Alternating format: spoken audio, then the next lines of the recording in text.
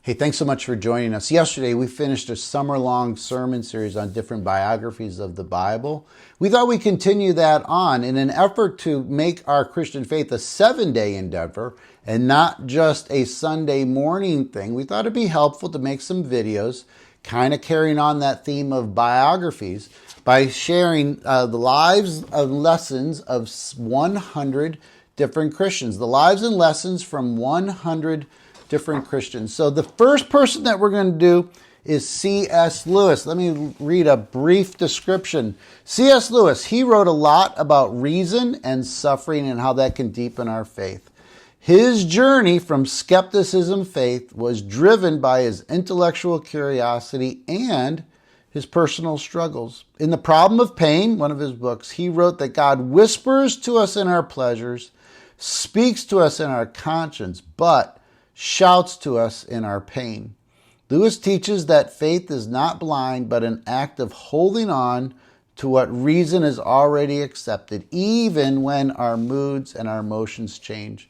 He was born November 29th, 1898 in Belfast, Ireland. He was a prominent writer, scholar, and Christian apologist, known for his impactful contributions to literature and theology. He served in World War I before attending Oxford University, where he excelled in his studies and later became a fellow and a tutor in English at Magdalen College in Oxford. His literary career began with his academic work, but he gained widespread recognition through his fiction books, particularly The Chronicles of Narnia, which included, of course, The Lion, the Witch, and the Wardrobe. These books, written primarily for children, incorporate profound themes of faith and redemption and the struggle between good and evil, often drawing on Lewis's Christian belief. The series has remained a classic and has been adapted, obviously, in the various films and stage productions. In addition to this fiction, he was also a really important Christian apologist. His conversion to Christianity in the early 1930s deeply influenced his writings. He articulated a rational defense of the Christian faith in works such as Mere Christianity, The Problem of Pain, and Miracles. In these texts, he addressed questions of morality, the nature of God, and the existence of suffering, presenting a compelling case for Christianity that resonated with both believers and even skeptics.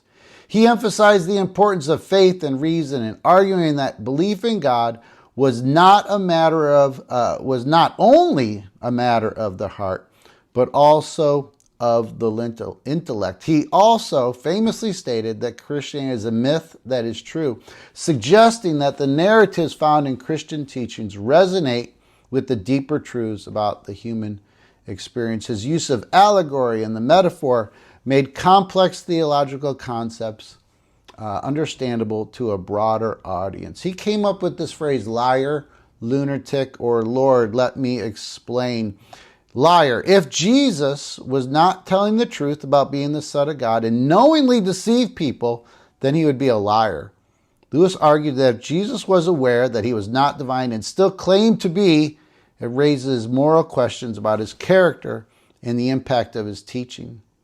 If he was a lunatic, if Jesus truly believed that he was the Son of God but was mistaken, then he would be a lunatic or delusional. This perspective considers the implications of someone sincerely believing their own divinity while being fundamentally wrong. The third option was Lord.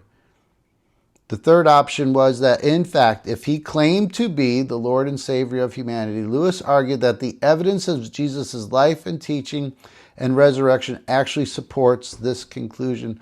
Lewis presented this dilemma to challenge readers to make a decision about Jesus. He contended that one cannot simply regard Jesus as a good moral teacher while dismissing his claims to divinity. According to Lewis, the option boils down to either accepting Jesus as Lord, rejecting him as a liar, or simply considering him a lunatic. This argument has had a significant impact on Christian apologetics as it succintly, encapsulates a core debate about the identity of Jesus. It has been used by many Christian apologists to encourage individuals to examine the historical and theological evidence surrounding Jesus' life and his claims. In summary, Lewis's liar, Lunatic or Lord serves as a thought-provoking framework for understanding the implications of Jesus' assertions about himself and invites a deeper exploration of his faith, of our faith. Throughout his life, C.S. Lewis had a deep friendship with fellow writer J.R.R. Tolkien, who wrote The Hobbit, Lord of the Rings, and their discussions about faith and literature significantly influenced both of their works. His writings continue to inspire readers around the world, offering insights into the Christian faith, morality, and again, the human condition. C.S. Lewis passed away on November 22nd, 1963, unfortunately the same day that John F. Kennedy was assassinated. His legacy endures through his numerous works, which remain influential in both literary and theological circles even today.